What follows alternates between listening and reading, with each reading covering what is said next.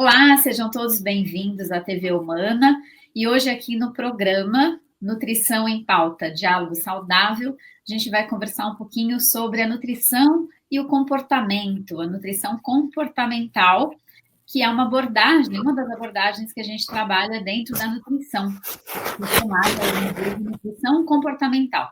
E para falar sobre isso, eu trouxe aqui uma convidada que trabalha muito com essa parte de nutrição comportamental, que é nutricionista, engenheira de alimentos também, mas aqui a gente vai falar sobre nutrição, que é a doutora Gisele Banvart, e ela vai se apresentar e explicar para a gente o que seria essa abordagem da nutrição comportamental. Obrigada, Gisele, por ter aceito o convite, e agora eu deixo a palavra a você para se apresentar e explorar um pouquinho esse assunto.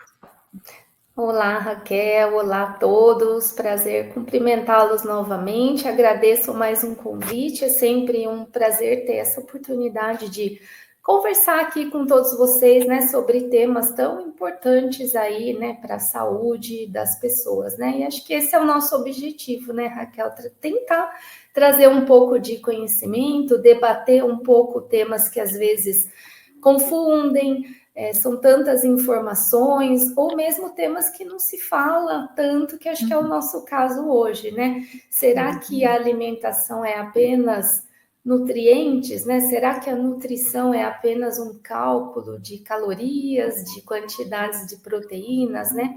E hoje nós vamos dizer que não é, né? Quando nós falamos em nutrição, o assunto é bem mais amplo. Então, eu me apresento rapidamente, como a Raquel falou, eu sou a Gisele Banvart, eu estou aqui enraizada no Brasil, mas trabalho também atendendo pessoas em outros lugares, né? Hoje em dia, os atendimentos, eles vão além, né, das barreiras de onde a gente está sentado. Isso é muito legal, porque a gente consegue levar informação para mais pessoas, né, Raquel? E eu entendi que estudar nutrição comportamental seria algo que me ajudaria muito no atendimento, né? Eu que gosto muito da parte de nutrição feminina e de nutrição oncológica, são duas áreas em que essa parte emocional, ela entra sempre, né? Mas nessas duas áreas eu vejo que isso faria falta se eu não tivesse feito essa formação. E hoje eu vejo que todos os pacientes precisam ser tratados por essa ótica, né? Porque cada um deles traz uma história, traz uma preferência, traz uma dificuldade, todos nós, né? Não somente os pacientes. Então, a nutrição comportamental, ela é, na verdade, uma abordagem, né? É uma forma de nós fazermos o atendimento nutricional, só que olhando para o paciente de uma forma diferente da nutrição convencional. Não é deixar de fazer a nutrição convencional. Podemos calcular, podemos fazer medições, tudo aquilo que a gente faz normalmente numa consulta nutricional. Só que tendo como pano de fundo um olhar muito mais integral para o ser humano. Não é chegar numa consulta colocando o paciente em cima da balança, logo de cara, vamos pesar, vamos medir. Não, isso pode ser feito sim, mas primeiro é olhar, é olho no olho com aquela pessoa e perguntar: quem é você? Me conte um pouco sobre você. Não quanto você mede, quanto você pesa, mas quem é você, pessoa? Onde você mora? Quem é a sua família? O que você gosta? O que você faz? Como é a sua rotina? E interessante que existem muitos mitos, né? E esse é um.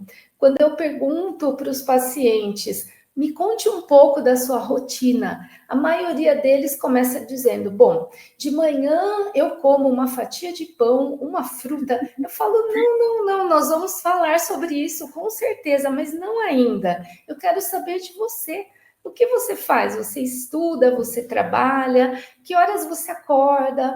Você acorda e você faz o quê? Você prepara o café da manhã com a sua família? Você se alimenta sozinho? Você vai direto ao trabalho? Você vai de ônibus? Vai caminhando? Me conta da sua vida, não da sua comida. Isso nós vamos falar depois, né? Então, para dizer que nós somos um contexto, nós não somos somente o que nós comemos, nós somos também o que nós comemos, né? Então, acho que em linhas gerais a nutrição comportamental ela visa isso, construir uma relação de interesse com o paciente, uma relação de gentileza, de escutativa, que é uma das premissas fundamentais, é ouvir o paciente. Não é sair falando proteínas, carboidratos, necessidades, o artigo científico disse tal coisa, a literatura, a mídia. Não, vamos ouvir o que a pessoa tem a dizer, né? Estabelecer esse vínculo.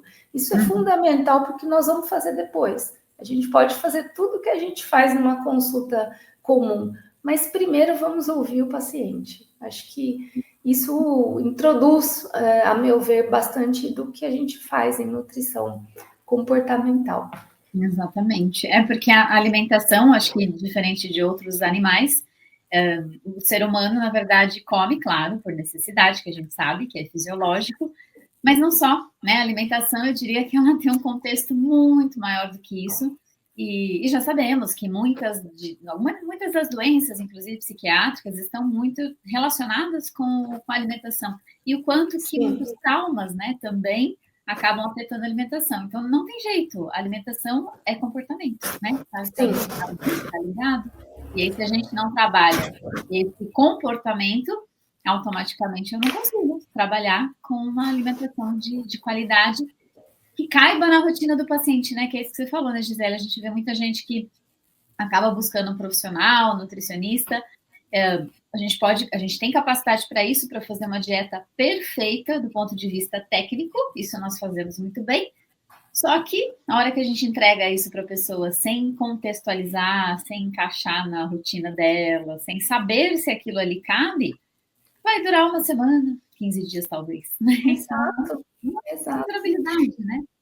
E às vezes tem questões ali tão sérias para serem resolvidas, sérias no sentido assim que estão machucando tanto aquela pessoa, que se ela vem para o seu consultório e você coloca ela em cima de uma balança, você vai criar mais um machucado ali do que ajudar, né? Não é aquilo que ela está precisando naquele momento, né? E algumas pessoas vêm com uma carga de julgamento nelas, né? Uma exigência da sociedade por um peso, por uma forma física, que muitas vezes nem é a vontade dela, é o que estão pedindo para ela, no entendimento dela mesma, é o que a sociedade quer dela, é o que ela precisa alcançar para ser aceita, né? Então, muitos já vêm com essa carga de cobrança tão grande, às vezes o paciente até chora no consultório, porque ele está tão sofrido com essa cobrança toda ao redor de ver um número ali na balança. Muitos já vêm com a formulinha pronta, não, eu preciso emagrecer 10 quilos. Então, tem todo um trabalho de desconstrução, né? Mas de onde veio isso, né? De onde vieram esses 10 quilos, né? Vamos trabalhar para que você fique bem, né? Por isso que a gente fala que o nutricionista, ele não é o dono da verdade, né? E ele não pode se colocar naquela condição do policial nutricional, né? O especialista sobre ele mesmo é o próprio paciente, é a própria pessoa, né? Ninguém mais do que ele se conhece. Nós somos um guia, né? Um facilitador do processo. Então, por isso que, para a gente conseguir fazer essa facilitação, a gente tem que se aproximar do paciente, né? A gente precisa mergulhar um pouco na história daquela pessoa, porque senão a gente fica muito na superficialidade, né? Fica lá num plano alimentar, que do ponto de vista científico ele pode ser perfeito, como você falou, mas que naquele contexto, naquele momento, não vai funcionar, né? Então, eu acho que a nutrição comportamental ela nos leva além, nós profissionais, e o benefício para o paciente, para a pessoa que nos procura, também vai além, né? Quando a gente desenvolve esse olhar mais amplo para o paciente. Isso mesmo. Eu trabalho muito, né, com paciente de bariátrica que Sim. já vem, imagina, com esse estigma de que ele não é aceito na sociedade por conta de obesidade, que eu diria que muitos, claro, acabam buscando a cirurgia por indicação, claro, por questão de saúde, Sim. Mas eu diria que a questão social, aí, a tentativa de ser, né, aceito pela sociedade tem um peso, às vezes, maior do que até a questão da saúde, por conta dessa história da balança. E eles ficam muito preocupados com essa questão do peso, do peso, do peso, né? E eu, realmente, nas consultas, o que eu tento fazer eu nem pergunto sobre peso, porque o peso, eu digo para eles, é uma consequência. Né? Então, assim, tem muita coisa antes disso. Então, a gente tem que trabalhar outras coisas e deixar o peso para a última. Às vezes, eu até esqueço de perguntar o peso, acaba passando a consulta, porque realmente, né, esse não é o fundamental. Quando a gente desvia o olhar e enxerga realmente o que levou essa pessoa a chegar no peso que ela tem hoje, é isso que a gente tem que olhar, né? E aí, esse caminho todo e junto com o paciente ajudá-lo, porque nós somos, no final das contas, né, Gisele, educadores. Então, nós somos educadores. E a gente já sabe, isso é mais do que provado, que assim, a educação, a gente consegue, como é que a gente fala, assimilar mais conhecimentos e colocar em prática quando a gente envolve emoções, né? Na escola a gente sabe disso. Que é muito mais fácil aprender quando você está fazendo algo que você gosta, algo que te atrai, algo que envolve você naquele processo. E não é diferente na nutrição, né? Então, Exatamente. Exatamente. Eu acho que quando a gente está num processo de reeducação alimentar, de readequação, né, de educação para aqueles que realmente tem muitas pessoas que não têm nem ideia do que é uma alimentação saudável, né? Às vezes é reeducação e às vezes é educação mesmo alimentar. Isso tem que ser feito com gentileza, né? De uma forma natural. E não aquela coisa imposta, igual eu falei do policial nutricional, né? Por isso que em nutrição comportamental, muitas vezes a gente fala que o nutricionista, ele tem que ser um terapeuta nutricional. Não que nós vamos fazer terapia como os psicólogos, nada disso. Mas como eu falei, nós estamos aí para ajudar, né? Para guiá-los, né? Então, fazer com que esse processo para ele, para a pessoa, para ele ou para ela, seja um caminho a ser trilhado de uma forma um pouco mais leve, né? Porque normalmente isso é feito de uma forma pesada, sofrida, estou de dieta, não posso comer, aquela dicotomia entre o bom e o ruim, o alimento que é vilão, o que é bom, o que engorda, o que emagrece, o que é saudável e o não saudável. Então, a gente quebrar um pouco esses paradigmas e tentar ressignificar essa relação com a comida. Porque não tem problema algum a gente vincular as nossas emoções com a comida no sentido assim, relembrar memórias, descobrir sabores, desfrutar um momento de uma refeição que você está comendo porque você gosta, né? Porque tem que existir esses momentos, né? Que você está ali não pensando na vitamina A, na quantidade proteica, mas você está desfrutando, a comida ela é sabor, ela é gostosa e a gente não tem problema nenhum, né, em ter momentos apenas para saborear. Exatamente. Mas quando isso vira um peso, né, aí é um problema. E quando a pessoa usa a comida para sanar uma emoção que ela não tem, aí a gente precisa investigar um pouco mais isso, né? A pessoa está entediada, vai comer. Está com saudades de alguém, vai suprir com uma comida. Está feliz demais, ela come o tempo todo. Então, aí isso precisa ser olhado, né? Então, restabelecer esse vínculo saudável com a comida, que ele tem que existir, né? Mas não de uma maneira patológica, que aí acaba dando margem aos transtornos alimentares, como você comentou, né? Então, como você disse no começo, a comida e as emoções, elas andam muito juntas, e não tem como a gente desvincular isso, né? Tá aqui seu plano alimentar, você vai comer isso por 30 dias, e é só isso. Então, não tem como impor a você o que você vai comer nos próximos 30 dias, goste e queira você ou não, né? Nós precisamos fazer isso juntas, porque senão não vai funcionar e muito menos vai ser prazeroso, vai ser natural, né? Exatamente, exatamente. Então, assim, você falou das emoções, estão sempre junto com a comida, realmente elas sempre vão andar. Isso é histórico, né? Se a gente vê a história do ser humano registrada, todos os eventos envolvem comida. Isso a gente não vai mudar, né? Porque isso faz bem, isso é gostoso. E a gente precisa realmente dar essa liberdade para poder comer, mas com esse olhar, né, Gisele? Até que ponto é algo natural, espontâneo, e algo que é patológico, que aí já tem um desvio de um transtorno que está envolvendo a comida, né? Como a gente pode ter um desvio que envolve outras situações, aqui a gente está falando de comida. Então, nós também, como nutricionistas, a gente acho que tem o dever de ter esse olhar, porque muitas vezes, se você atende uma pessoa que já tem uma tendência ou já tem sinais ali de algum transtorno relacionado à alimentação, um transtorno alimentar, de repente uma conduta sua mal feita que eu diria não é mal feita, mas para aquela pessoa talvez naquele momento não seja o adequado. Sim, sim. Uma fala sua, né, qualquer coisa que você faça dispara isso. Piora. Com certeza, são gatilhos, né?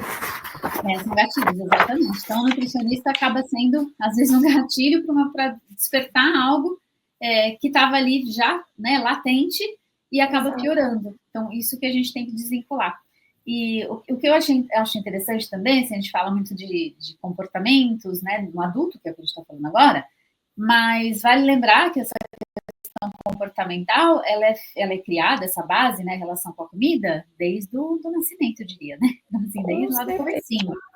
E é interessante que hoje em dia, o que você comentou também, essa questão de ou é ruim ou é bom, né? Parece que tudo é 880, né? Ou é muito bom, é muito ruim, ou emagrece, engorda.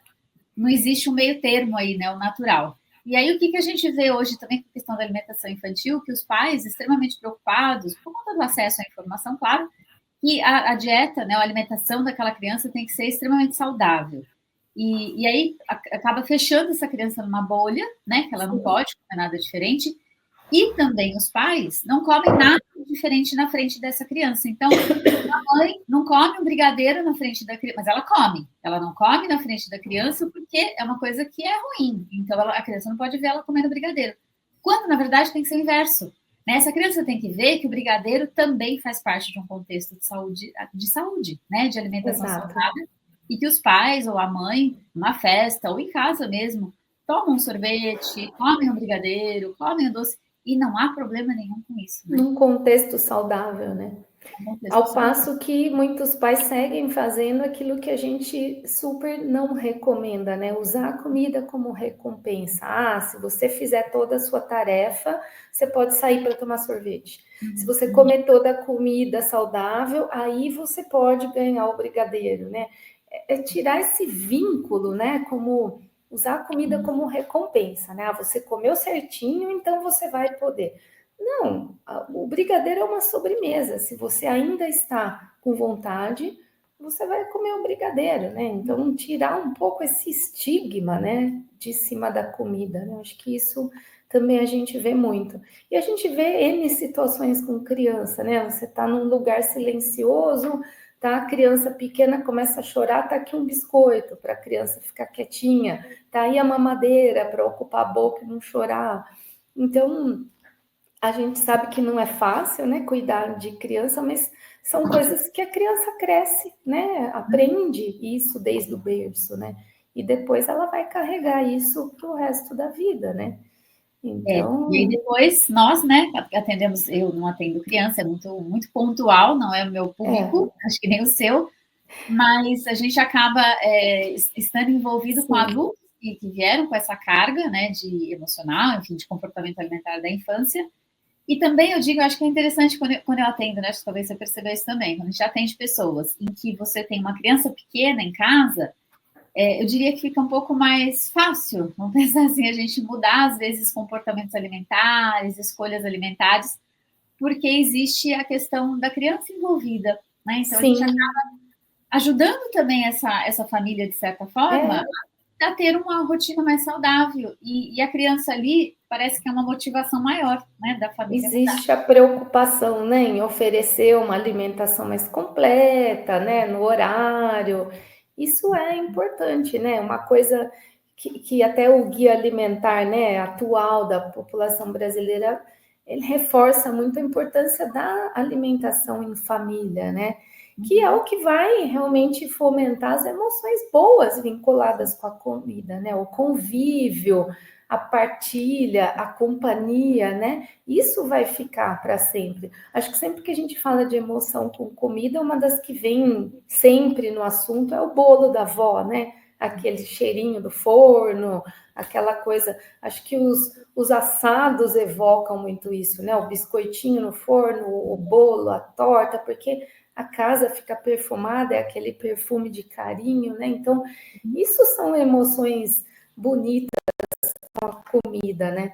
E a gente fazem parte. Agora, como eu falei, a gente afogar as emoções negativas na comida não é o caminho, né, que deveria acontecer, né? Então, acho que o nutricionista, ele tem que estar preparado para lidar com esses dois aspectos, né? Desvincular comportamentos distorcidos, mas também fazer com que o paciente entenda que a comida, ela é positiva, sim. Isso, né, Gisele? As pessoas, elas às vezes, a gente vê alguns comentários, para quem conhece pouco, eu diria, sobre nutrição comportamental, muitas vezes desmerecendo, porque às vezes, no início, principalmente, é uma abordagem mais relacionada às escolhas alimentares, a você estabelecer rotinas saudáveis, do que propriamente a gente ficar assim atento à questão de valores nutricionais perfeitos ali naquele dia alimentar, não é? E isso, às vezes, é alvo de crítica, inclusive de alguns profissionais de saúde, né? Que isso não é nutrição, porque simplesmente você está só mudando a rotina, ajudando. E é muito difícil a gente realmente fazer com que a pessoa, às vezes, entenda isso. Às vezes, ela vem realmente na consulta e ela busca um cardápio, um plano alimentar calculado, e ela quer saber qual é o gasto energético dela diário, qual é a taxa metabólica. E a gente tem que explicar que, primeiro, que isso são estimativas, né? Isso são estimativas populacionais. Então, não significa que você vai estar exatamente dentro daquele número, né? O corpo não é uma matemática, né? Exata. Não é. Não é. E isso é difícil ela entender. Muitos pacientes fazem essa pergunta, né, Raquel? Mas quantas calorias tem nesse plano? Quantas calorias? E muitos ainda perguntam, mas se eu fizer isso direitinho, quantos quilos eu vou perder por semana? Exato. Não é uma matemática, igual você falou, né? Tem vários fatores envolvidos. Por isso que é um guia, né? A gente tem que separar um pouco as coisas. É diferente, por exemplo, quando existe uma patologia. É o que a gente sempre fala aqui nos nossos bate-papos, né? Vamos supor que eu, Gisele, desenvolvi uma condição renal porque eu utilizei algum medicamento ou porque por algum motivo estou com um problema renal. Eu vou precisar fazer uma dieta, né? Infelizmente a dieta ganhou uma conotação de um tempo para cá de algo restritivo, mas vamos assumir assim. Por um tempo eu preciso me recuperar dessa condição renal, se ela for reversível. Então eu vou ter que me abster de alguns alimentos, mas isso é pontual, é específico, né? Então eu vou precisar do apoio de um nutricionista. Vamos imaginar que eu vou até você vai me dizer, olha, por esse momento você vai precisar fazer uma restrição daquele alimento. O paciente oncológico, ele passa em alguns momentos por uma montanha russa, né? Ele tem diarreia, amanhã ele já não tem mais diarreia, ele tem constipação. Depois ele já volta para o quadro de diarreia, não todos, né? Mas muitos acontece isso. Então, toda aquela recomendação que você deu, você fala, você esquece, hoje você faz ao contrário. Então, o acompanhamento é muito frequente, mas isso são casos pontuais, né? Que eu tenho que falar, Raquel, não coma mamão, por favor, senão vai piorar o seu quadro. Coma uma dieta constipante.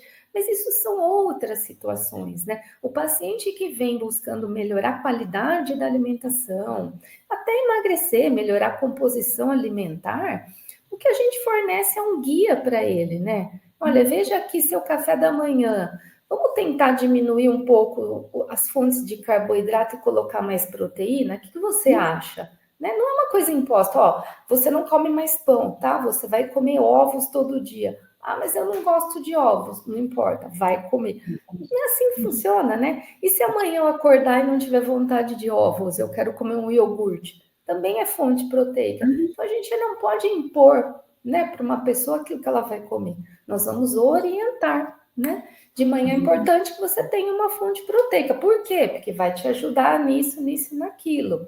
Feito isso, você vai poder escolher, né? O que você gosta. É diferente da gente chegar com uma imposição. Então, por isso que eu falo, tem que ser construído junto e não para, né? Eu escrevo aqui, você executa aí. Não é assim que funciona, né? Mas muita gente ainda não quer trabalhar dessa forma, porque entende que fica uma coisa meio fofa, né? As pessoas, às vezes, elas querem algo difícil, porque aí parece que vai dar mais resultado. Só que elas não fazem, elas desistem no meio do caminho, ou elas até têm o resultado, só que abandonam. E é aquilo que a gente sempre conversa, né, Raquel? E elas falam, a dieta funcionou, eu é que não dei sequência. E aí ela põe mais carga de culpa ou chicotinho nela, e aquele comportamento ele vai se perpetuando, né? Isso mesmo, aí sempre se repete, né? Que isso é muito ruim. Exato. Então, e mesmo eu percebo assim, as pessoas que até tem gente que até precisa ter isso, né? Calculado, ter quantidade. Tem paciente que provavelmente pede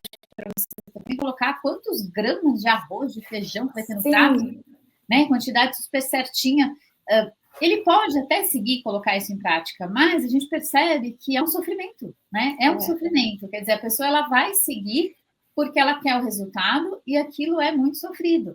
Então, ela se abstém muitas vezes de um encontro social, ou quando ela vai nesse encontro social, ela leva as coisas dela, né, tudo contada, sem necessidade, porque a gente está falando de uma pessoa saudável, diferente de uma pessoa que tem uma patologia, uma doença, ou, né, no caso, paciente bariátrica que acabou de operar, voltou de uma cirurgia. Tem um passo a passo, né, para seguir. Então, quer dizer, vai ter um período que vai ter que realmente anotar, a quantidade ela é reduzida, isso é fato, mas isso é transitório. E eu diria também, mesmo nessas condições de doença, junto com o paciente, a gente também vai tentar encaixar opções para que ele não sofra tanto, né?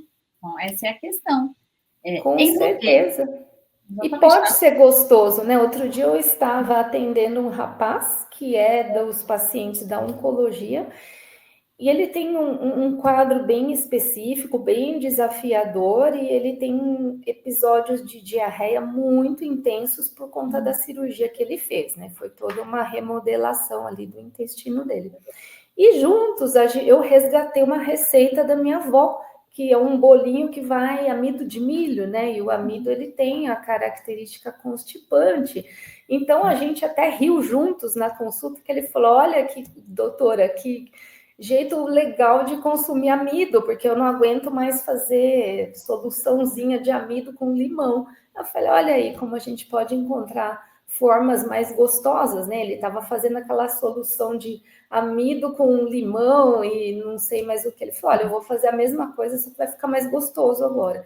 Então, a gente acaba até encontrando uma forma de deixar a coisa mais leve, até num contexto assim, igual você falou, de uma patologia. Então, por que não, né? Então, quando a gente tenta trazer o paciente para junto da gente, fazer junto, as coisas ficam mais intuitivas, mais divertidas, né? Até em casos que não são nada divertidos. Isso mesmo, exato. E assim, o nutricionista, ele tem que entender que também nós precisamos ajudar o paciente a fazer esses preparos. Então, não tem como a gente sair de dentro do ambiente de cozinha, né? A cozinha faz parte. Durante muito tempo, assim, eu acho que houve também essa negação do nutricionista de estar na cozinha. Sou nutricionista, não sou cozinheira. Não, né? Nós precisamos estar na cozinha, né? Nós precisamos estar ali. A gente tem que conhecer, faz parte da nossa profissão, a gente tem que conhecer os alimentos, nós precisamos conhecer como transformar esses alimentos para que aquela pessoa consuma, né? Senão perde o sentido. É exatamente isso. E a pessoa tem que estar junto. E vão ter pessoas que têm habilidades e gostam muito de cozinhar, e outras que não, né? Que vão precisar de coisas mais práticas e a gente vai ter que adaptar, né? O que a pessoa, dentro daquela rotina dela ou da habilidade que ela tem, o que a gente pode colocar. E que é isso que você está falando agora, é sempre envolver, né? A gente sempre envolve a pessoa nessa história e não deixa simplesmente algo pronto e calculado no programa e entrega para ela. Por isso que a gente está aqui, né, Raquel, tentando levar um pouco de informação para as pessoas, porque eu acho que a nutrição moderna, infelizmente, ela está saindo da cozinha e entrando muito na loja de suplemento, né? Que é um lugar que também a gente precisa estar muitas vezes, mas o primeiro lugar é na cozinha, né? Porque aí exatamente, a riqueza. Isso mesmo.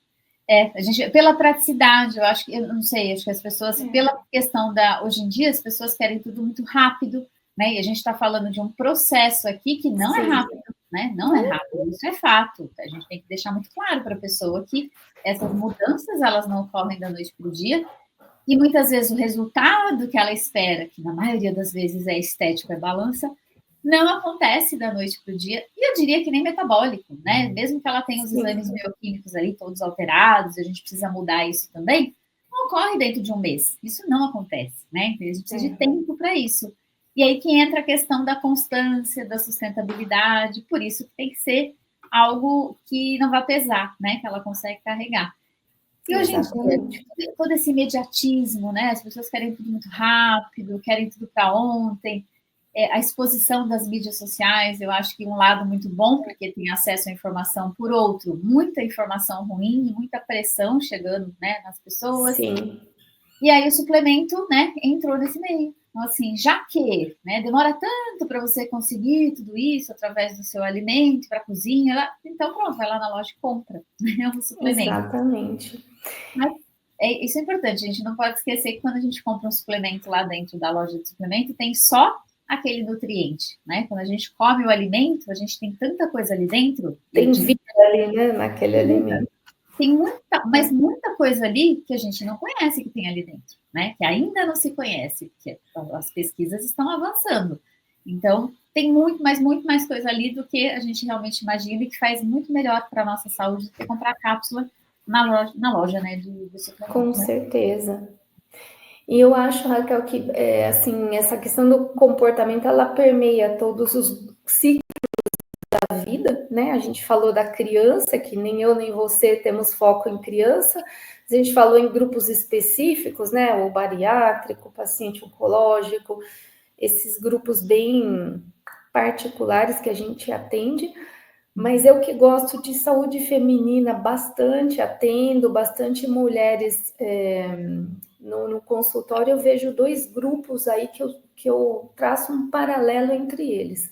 A menina adolescente, que entrou na fase reprodutiva, e a mulher menopausada, que saiu da fase reprodutiva. As primeiras, né, e eu lembrei de mencionar isso agora porque você trouxe a questão das mídias, né? É uma enxurrada de informação. Então, a menina jovenzinha que está entrando na vida adulta, ela quer ficar bonita a qualquer custo e não tem nenhum problema. Todas nós mulheres queremos estar bonitas, não tem problema nenhum nisso, não é o que eu estou dizendo, mas essa busca incansável, né? Pelo corpo sarado, pela condição inalcançável que a gente vê nas mídias sociais, né? Então, acho que isso atinge em cheio essas meninas muito jovens que não têm a capacidade de julgamento, porque elas ainda não passaram por tudo que vão passar na vida e vão desenvolver a sua maturidade, sua capacidade de julgamento. Então, é um alvo de marketing bem fértil. A mulher na menopausa é outro alvo, porque ela está desesperada para ter de volta a juventude que ela acha que ela perdeu, né? Juventude não está só no corpo, né? Está na mente, está na alma, está no coração. Mas ela acha que ela tem que voltar a pesar um peso que ela pesava quando ela era aquela menina que acabou, né, de virar mulher. Então, esses dois grupos eu vejo que são alvos, assim, muito fáceis para essa indústria toda que está aí fora, né? Com o radar ligado para angariar usuários, né? Então, o suplemento é bom? Ele é excelente quando ele é bem utilizado, né? Quando ele é bem orientado e quando ele vai para o uso devido a que ele se presta, né? Agora, quando a gente entra nessa seara de oferecer algo que não existe, né? Assim, eu acho que a gente entra num terreno bem perigoso e a gente entra nessa parte do comportamento. Você acaba prometendo para uma pessoa que ela vai alcançar um resultado que ela não vai, né? Então, acho que aí a gente está entrando nessa questão emocional, porque vai vir a frustração, vai vir o arrependimento e vai vir a busca pelo próximo, né? Se esse não deu certo, eu vou buscar outro método, outro suplemento, outra pílula mágica que eu não encontrei. Então, acho que lá no começo, essa falta da maturidade, né? Eu vi a blogueira que falou. E eu acho que as meninas mais jovens, elas conectam muito com outras jovens, né? Elas se identificam. Ao passo que a mulher na menopausa, ela fica um pouco perdida, né? Ela escuta a mulher da mesma idade, que está linda, maravilhosa, mas a gente sabe, né, a manipulação estética que existe na mídia, mas ela também ouve a mulher mais jovem falando com ela ouve o médico, ela ouve tudo, né? Isso vira um caldeirão de informações que acabam alimentando essa frustração, essa angústia, um pouco, eu até ouso dizer que é um tipo de luto, né? Parece que ela perdeu a juventude e ela não se conforma com isso, né? Então, acho que esses dois grupos, para mim, eles vivem essa questão do comportamento alimentar, às vezes, de uma forma bem distorcida. Né? É verdade, é verdade. A gente fala em comportamento alimentar, só de separar, né, o mundo aí feminino do masculino, a gente já vê a diferença, porque a cobrança em cima da mulher, historicamente, sempre é maior, sempre, muito maior, né? E aí a gente sabe também que essas variações hormonais, na mulher também é muito maior, porque o homem é muito mais estável nesse sentido, né? Então, a gente tem uma relação com a comida que tem dependência das oscilações hormonais, nós sabemos disso, isso é inegável. Então, as mulheres sabem, período de TPM, tem uma vontade maior, às vezes, de comer um doce, come mais. E o homem, isso não existe, né? Essa oscilação hormonal não tem. Então, a mulher, além da questão de vida, de rotina, de comportamentos, de emoções, ainda tem os hormônios ainda para ajudar, né, nessa questão aí dessa montanha-russa que acontece. E é bem isso que você falou, né, Gisele? As mulheres assim, mais velhas hoje em dia, mais velhas que eu digo, né, que já estão entrando aí na maturidade, na menopausa, mas ainda estão muito ativas, acabam usando como exemplos as pessoas que estão em rede social e querem vender, porque a palavra, eu acho, principal no fundo de tudo é isso, querem vender alguma coisa a custo, né, de um milagre que não vai acontecer. E às vezes a gente vê que a mulher mais, né, com menopausa, enfim, busca um corpo que já é inalcançável. A gente não está falando aqui de saúde, porque obviamente a gente tem que buscar um corpo saudável, isso sim. Claro. Mas que não é alcançável. E muitas vezes o que está na rede social foi utilizado o recurso ali para chegar naquele corpo que está sendo vendido, que não é nem um pouco saudável. Então, a gente também tem que pôr na balança, né? Até que ponto, assim, a estética tem que estar superior à saúde, né? E isso exatamente. É difícil fazer as pessoas entenderem, a sociedade entender, a mulher entender, né? É um desafio de educação, né? Que a gente... É trabalho de formiguinha, eu diria. Exatamente. Mas não podemos desistir, né, Raquel? Não, nunca desistir. Jamais. Defender aí, realmente... Porque é isso, né, Gisele? Eu acho que o profissional de saúde que escolheu essa profissão e trabalha com saúde, eu não escolhi, nem você, trabalhar com saúde para nós mesmos. Assim, eu não fui fazer curso de nutrição e nem me especializei, nem vou atrás de informação para mim. Claro que a gente se aproveita também disso. Claro. Mas não é para mim, né? É para o outro. É para ajudar o outro. É uma profissão que está para ajudar o outro. Então, é isso que a gente tem que ter esse foco, né? Então, não é ajudar o outro a qualquer custo e eu ganhar tudo em cima disso, né? Então, isso que a gente também tem que tomar bastante cuidado com o que a gente vê por aí hoje em dia, né? Infelizmente. Exatamente. Muito legal que você falou, Raquel, porque acho que é uma profissão voltada para o cuidado, né? E a gente precisa sempre honrar isso. Isso mesmo, acima de tudo. Com certeza. Ai, muito bem. Muito obrigada, Gisele, pela nossa conversa. Eu que agradeço. Foi muito bom, né? E espero que essa conversa aí alcance muitas mulheres e muitas pessoas, porque a gente precisa disso, né? Que realmente as pessoas façam a refletir um pouquinho mais sobre esse assunto que é tão importante, né?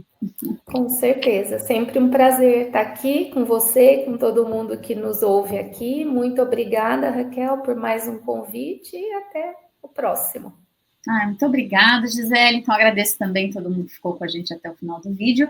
E até um próximo programa. Muito obrigada. Até mais. Até mais.